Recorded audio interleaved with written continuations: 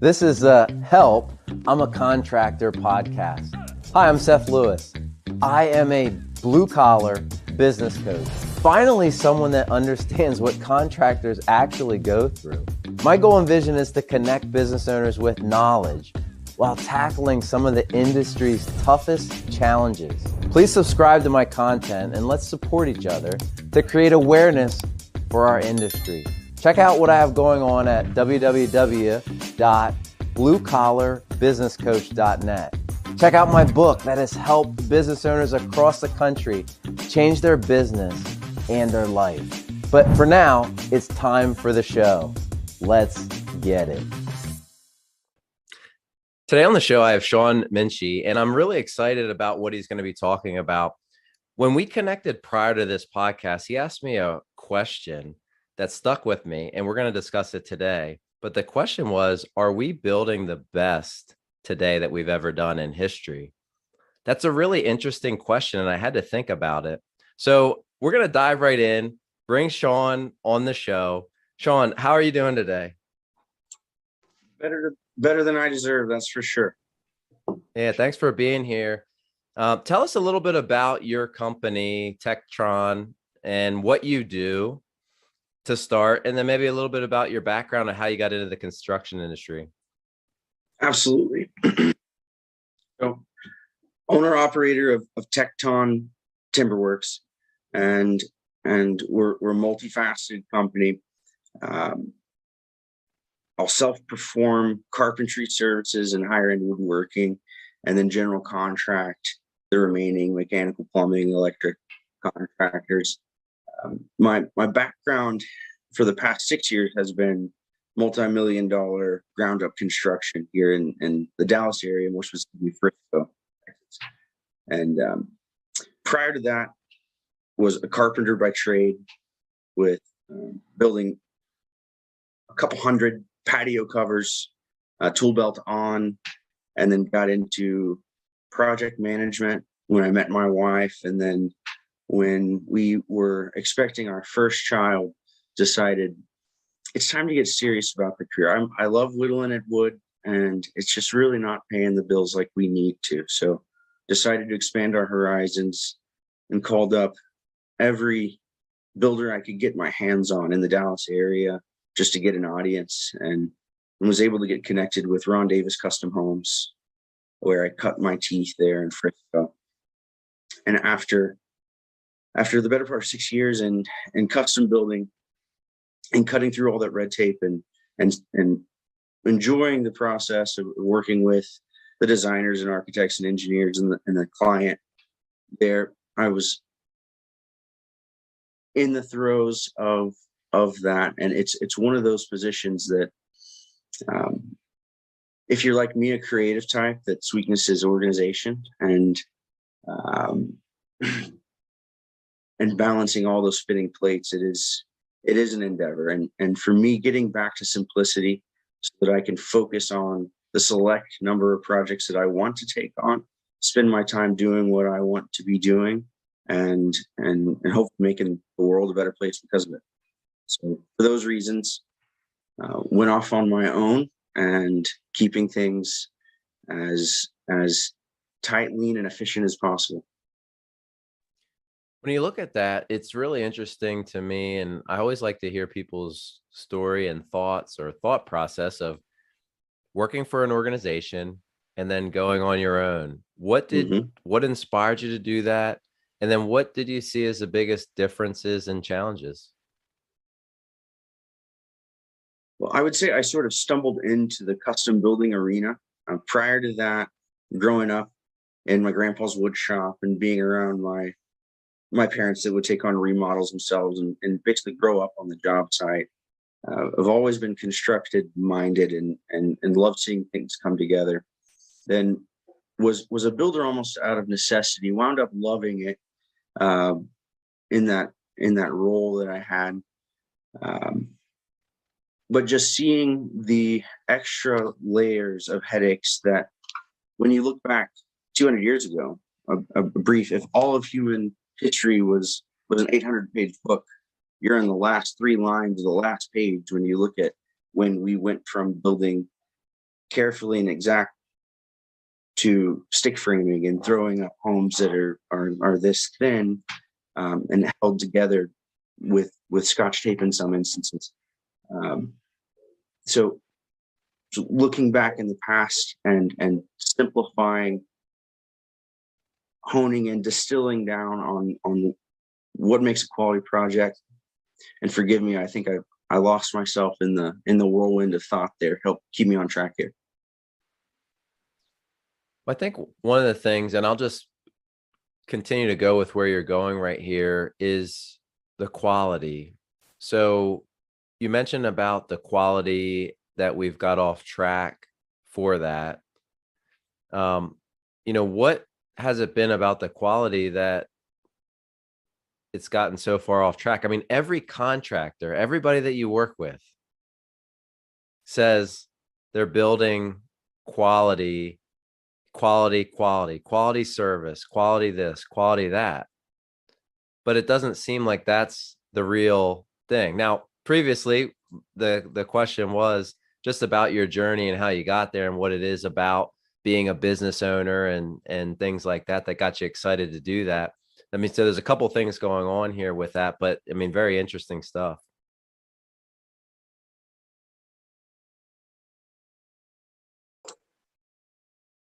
Yeah. So speaking on what is quality, and I think it is a word that is so overused and thrown in your face so much that it almost loses its value, which inherently the definition of the word, right? What is something worth to you? And you can have low quality or high quality. People use the word quality assuming that it's of a high quality, right? By what rubric? Right? We can aim for perfection. No one's going to get there. Nothing on this planet is perfect. But if that's not your pursuit, how do you expect to achieve excellence? It's not feasible. And you can get to 99% perfect, and then all that labor over and again to only get to 99.5, and so on. It's a diminishing return. But is quality to you a home that'll last your 10-year structural warranty? And then what happens then? Is quality to you a healthy house that has humidity controls and filtration and no VOCs in the home that will last 10,000 years, that can be a legacy for you and your family? Now, probably not that, because of the costs that go into it. So where in this middle of the threshold here can we nail not the 10-year minimum?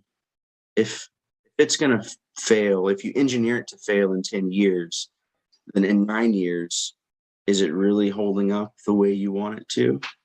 If you were going to hand that home down to your grandkids, how would you want to build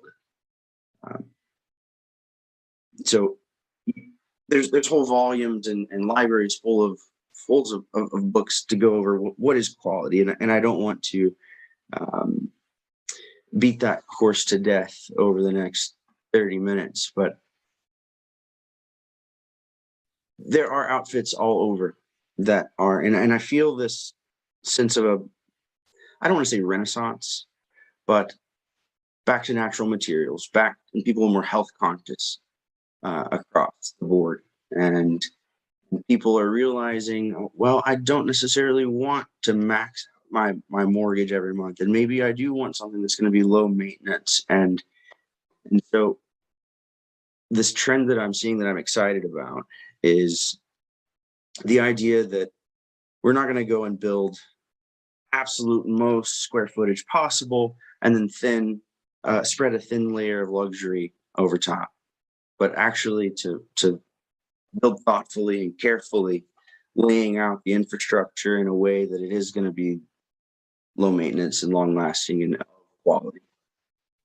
So, and I think this is great to talk about. It's a little bit more philosophical, and it's analyzing it in a different perspective than which we usually think of it. But that's needed, because I think we need to think about some of the things that contractors are saying to people. And in this episode, yeah, we're really going to dive in a little bit more to say, like, what does that mean? What is quality? So when you think about the word quality in today's construction world, or when a contractor says that, what do they mean today?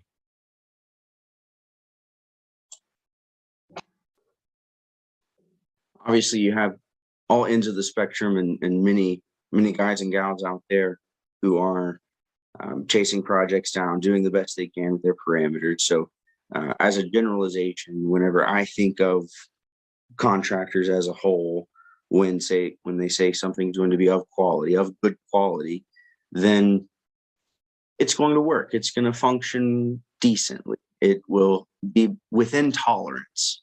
And there's another word. Is it a code minimum? Is it is that your tolerance, or is it beyond that? Are you chasing after a certain aesthetic, and are the spaces between your cabinet doors and the drawers beside them, are they 1/8 inch gaps to where everything is seamless and tight and crisp? Or there's nothing in the code book that says you can't have 1.5 inches between your door and your drawer, but it's right.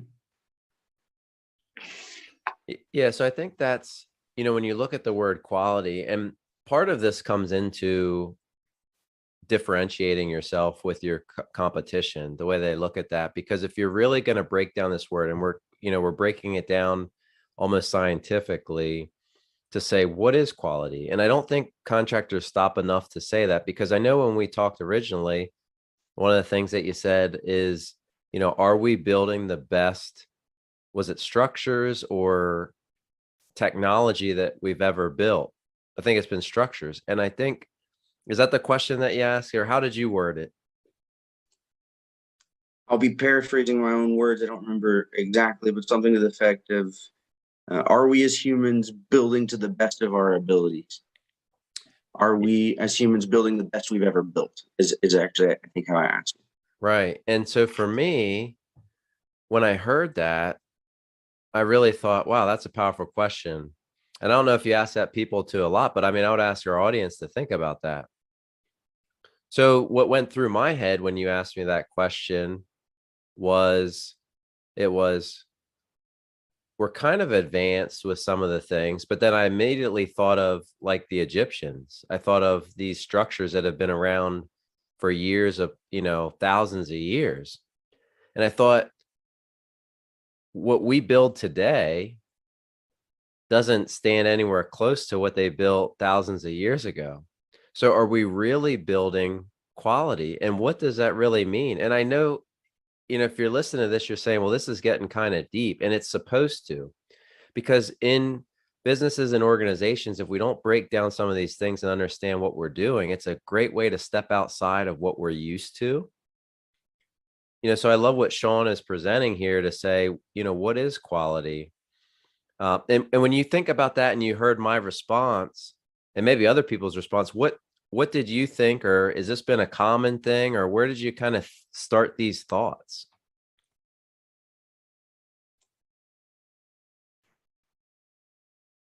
So,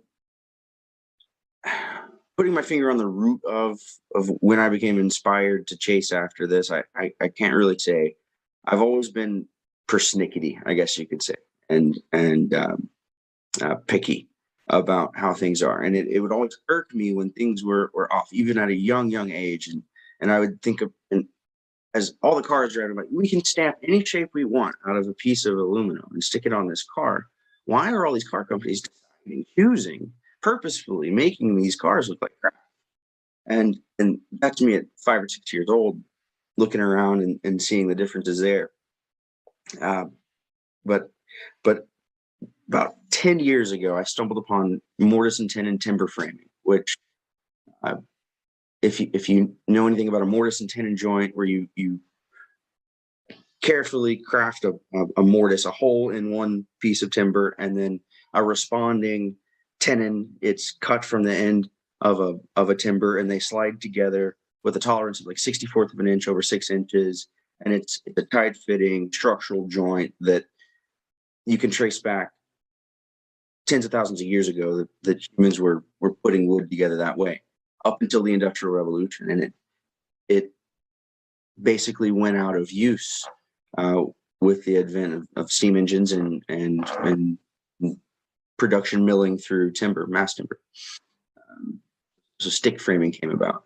I'm obsessed with, and obsessed is the right word. I can really go down those rabbit holes of layout and the daisy wheel and the golden ratio in construction and purposeful, thoughtful layout that for generations and generations, that was how a house right would build a home. It would be one individual with maybe a couple of helpers that would carve this timber, and then the whole neighborhood would come together and raise the frame one bent at a time. So timber framing, an obsession of mine that resurfaced back in the 80s. Ted Benson was a bit of a revivalist, and now it's making a comeback. And that coupled with some of the renewables that we can do, geothermal and the passive home technologies to build that forever home. At it like an investment in your life. How many homes and life cycles of homes could you fit within one of these? I use the word permastructure loosely. It sounds nice to me. It might be a little gimmicky, but to build with that ancient craftsmanship in mind, but using our modern technology to get there, we're not going to expect someone to whittle away at a joint for hours and hours. But using that mindset to get back to what is quality, build that solid structure, not for 10 years, not even for 100 years, but hundreds of years, so that sustainably we're not having to cut down 10x this amount of lumber because the home is still standing. And that is super idealistic, right?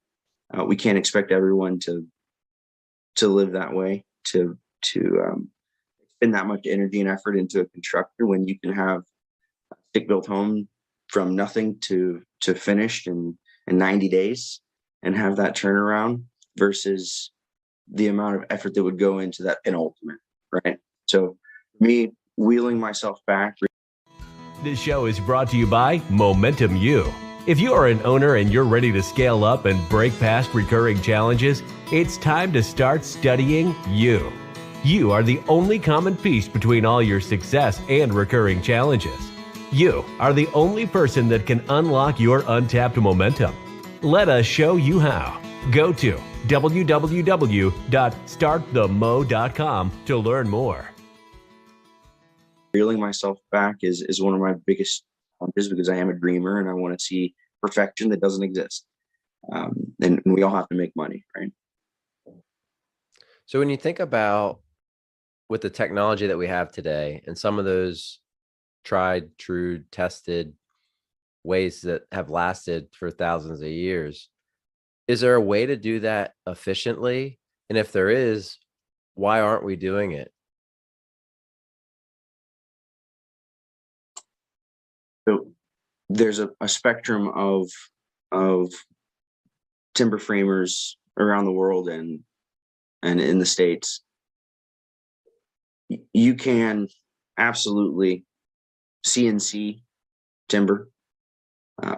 The technologies they're doing with glue laminations and taking what might otherwise go in the scrap pile, glued together with other timber to make mass timber and implementing that product there and some of the metal connectors that you can use and whatnot. But at the end of the day, it is more expensive to build something that's going to last forever, considerably so. Whereas a general rule of thumb for construction costs around where I am in the higher end of things, $250 gets you a well-equipped home for, right?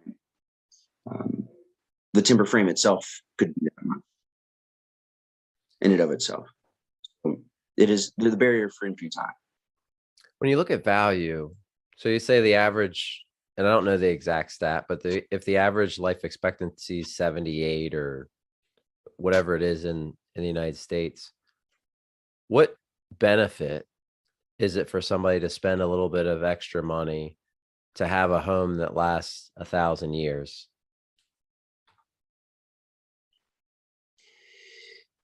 It doesn't necessarily fit the societal norms, does it? The average person flips their home every 3 to 5 years. And why would you build something that can last millennia when you only need it to last 3 to 5 years. Ideally you want that investment to appreciate and then turn around and sell it so you can move into your bigger home and fit that model. It doesn't work for our widespread model. It is a niche within a niche within a niche within a niche in that square corner of the market. But there are those that appreciate it, see the beauty in it, and are willing to wait for it, pay for it, because they want their home to last generations and to have a legacy to pass on to someone. And for me, I'm not greedy. I don't need 100 homes a year. A penultimate product 1 every 2 years would be just fine for me, and we'd be happy campers. When you look at maintenance on this concept, is the maintenance offset some of the expense initially? Are they lower maintenance, or talk to me a little bit about what you see there? In order to properly answer that question, I think I have to take a step back in that it's the timber frame aspect is one part of the construction. You can build advanced insulated concrete forms, moment frame, steel frame construction. There's wondrous things happening with rammed earth right now as a insulative, structural, finished surface. Look up rammed earth. It's some of the beautiful stuff going on. But as a whole, when a timber frame is coupled with high-end drainage details and waterproofing details, you keep the structure dry. You've got humidification controls inside. You've got a way to filter the air and control the air. You're building a tight home. The typical way to sheath a timber frame is to put 6 inches of styrofoam insulated panel continuous around the entire shell and a lot of times the floor as well. So you have no thermal bridging. You have so super efficient, absolutely. Low maintenance, yes.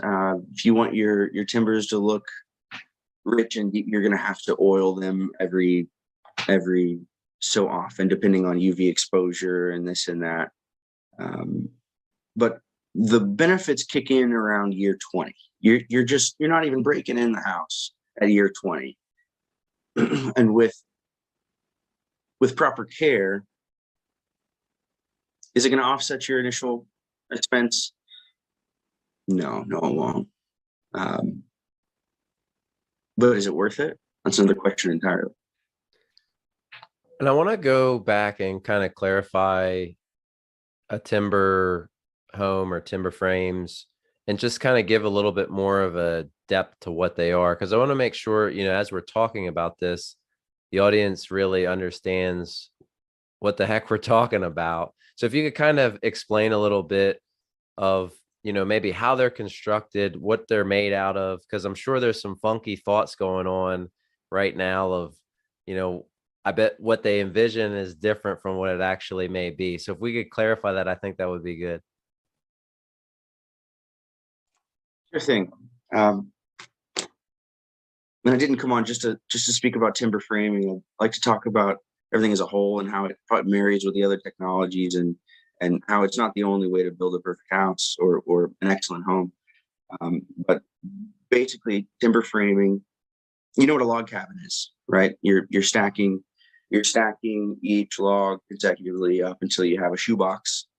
A timber frame looks like that when you're staging the bents, which is one cross section of a home on site. But if you can imagine picking up that log cabin, standing each of the logs on end, and then expanding that structure so that you have an individual post and beam, girt, connector, purlin, whatever, that will connect the skeleton of the home.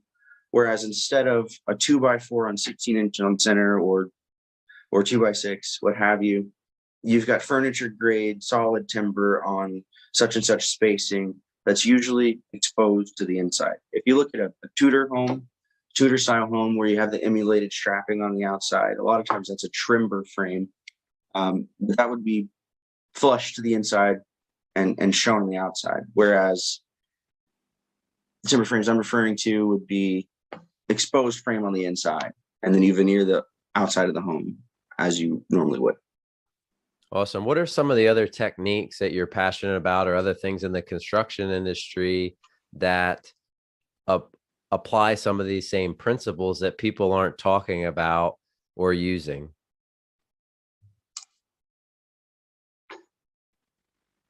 People as a society, what the average person might not be aware of. Obviously, there's many people around that are pursuing the most advanced building science techniques and strategies. But what I look at as a cohesive whole, is kind of a holistic view. What is a house, and what makes a quality home? And sustainably sourced materials is big for me. If I can help it, I'm not going to purchase from a lumber supplier that clear cuts their forests. If I can do away with the VOCs of harmful chemicals and floor finishing and then the paints and plastics that you bring into your home, absolutely, we want a healthy home. We want to be able to control the air that comes in, right? And here in Texas, we deal with the extremes. We've got cold days, but more often we'll have that hot, blistering hot day. And be able to precondition the air before it comes in with an ERV or an HRV system. Heat recovery, probably for you up north, versus us, we would go with an ERV, an energy recovery unit, where you actually have a plate heat exchanger that the incoming air goes across.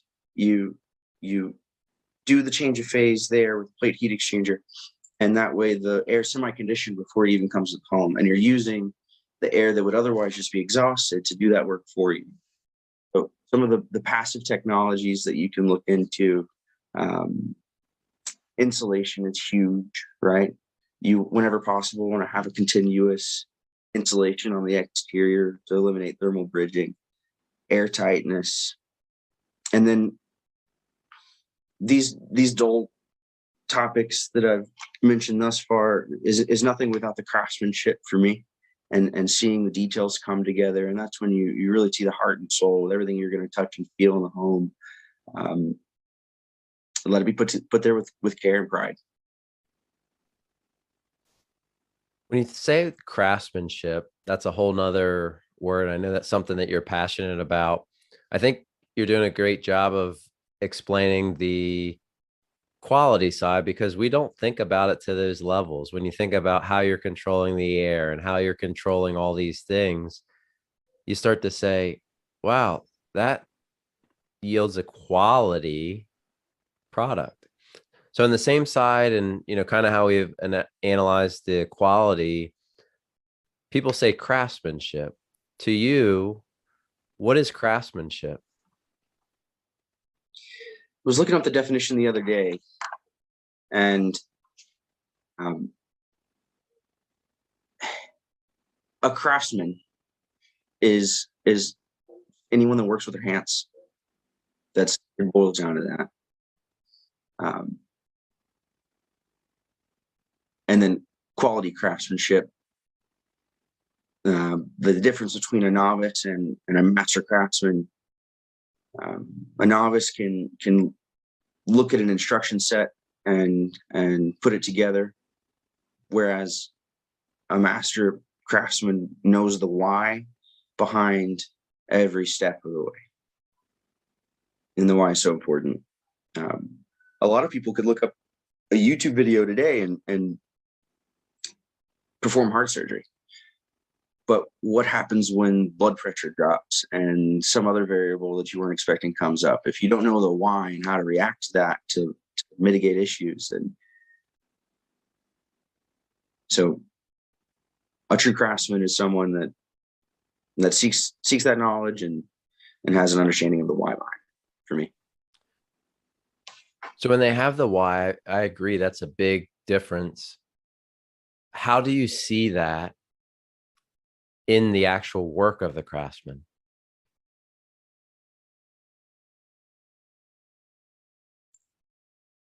I don't want to get too mystical about this conversation here, and we've already been pretty philosophical so far. you can agree with me that when you walk into a tight kitchen, that everything's well tuned, the walls are smooth and free of defects, everything sort of synergetically combines together to give you an impression of that room, right? When you have someone that pours their heart into something, and you can see those details shine and mesh with one another, you really can't put a finger on one particular detail, but it just hit you like a ton of bricks when you walk through, and it was done well, for me anyway. I think it's important to kind of talk about, because there's a lot of, when we're looking at quality overall in the construction industry, like, people want quality. Contractors say they deliver quality, but customers do get that feeling when they walk into a room and everything seems like it's in place, or there's no things that stand out and it just flows. So I think I know it's a little bit different conversation about some of these things, but I do think it makes people think that are listening of, how do I get that? And how I translate this to, other contractors are, what Shawn's saying is around this quality stuff. I really think we need to listen to, and I really think we need to analyze and take a minute to think a little bit outside of our norm and realize, are the materials that we using the best? Are we doing things that are sustainable? What is quality? And how do I feel it? Because what I'm hearing you say is, you can go into a room and you might not be able to say it, but you can feel it. And I think we've all been there. We've all seen somebody's work that said, this one just feels better. It just makes sense.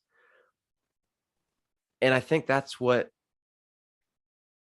at least I'm hearing, and I would like our audience to hear about this quality and craftsmanship, and getting us to think differently about construction, because we're told how the system works. The studs on center of this and that, and this is how you build it, and you use this wrap to wrap it. And like, if you think about what we've even just covered in this short time, there's a lot of gaps in some of those theories, and you have to ask the question of why we're actually doing that.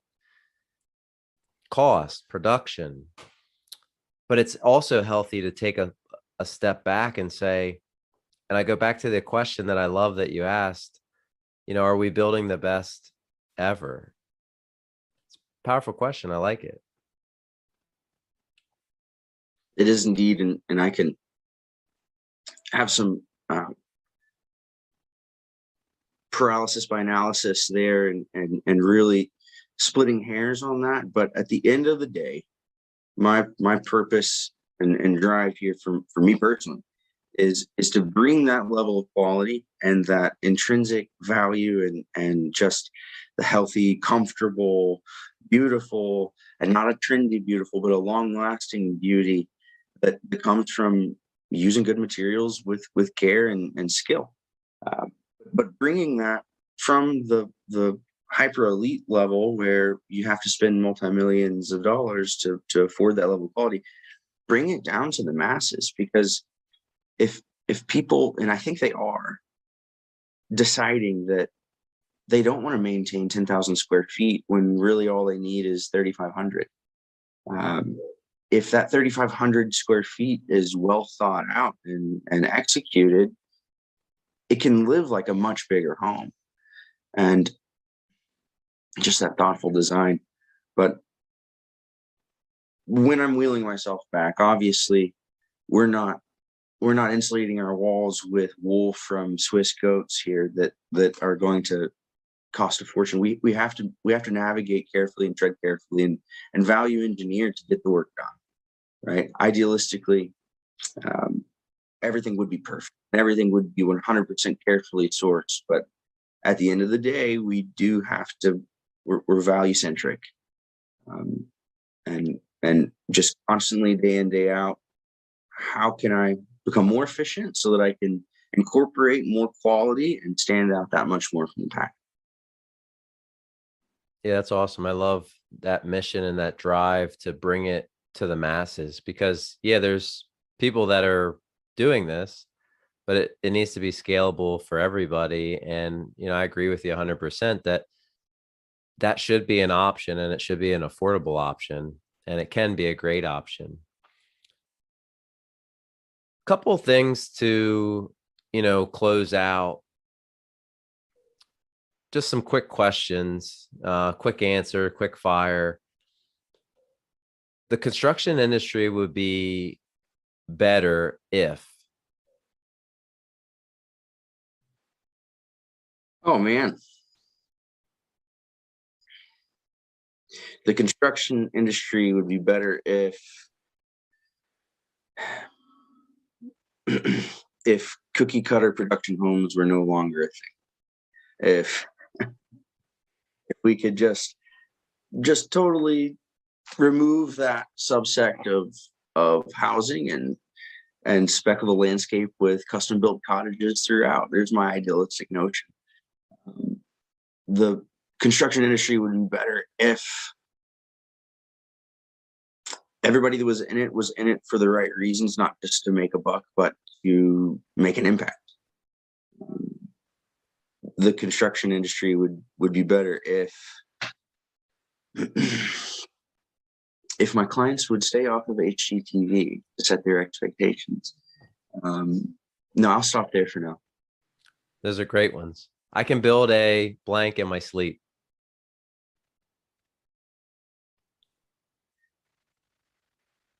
I can build a blank in my sleep.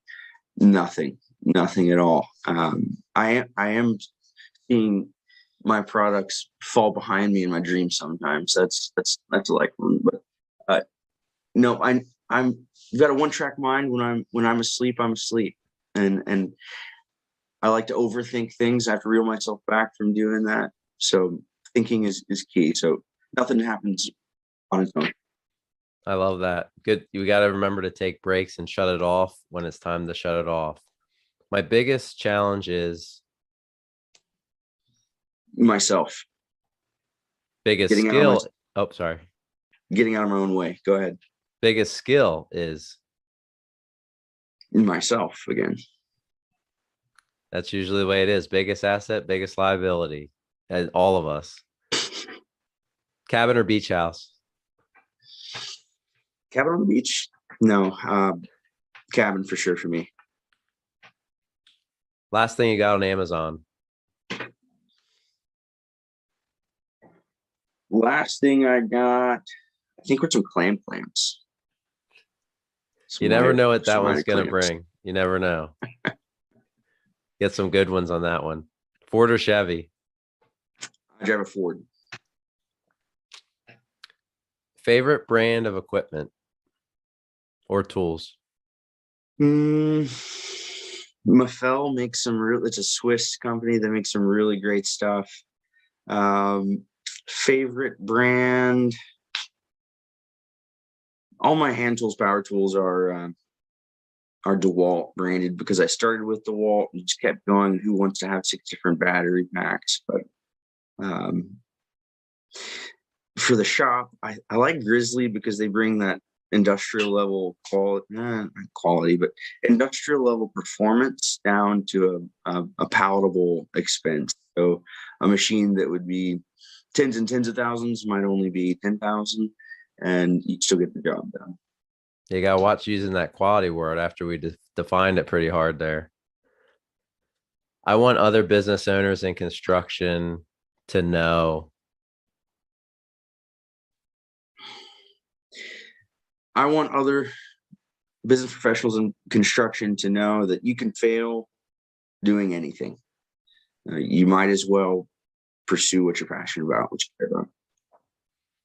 Awesome. Shawn, I really appreciate you being on the show today. If you could just give a shout out quick of where they can find you, email address, website, whatever it may be, that'd be great. I'm at Tekton Constructs on Instagram. That's CONSTRUCTS Constructs. And that'll do it. Yeah. At Tekton Constructs at Intern. Awesome. Thanks a lot. Thanks for being on the show. It's a great conversation. Thanks for having me, Seth. Best of luck to you. Thanks for listening. Like and share with other contractors. Start studying you to unlock your momentum. Go to www.startthemo.com to learn more.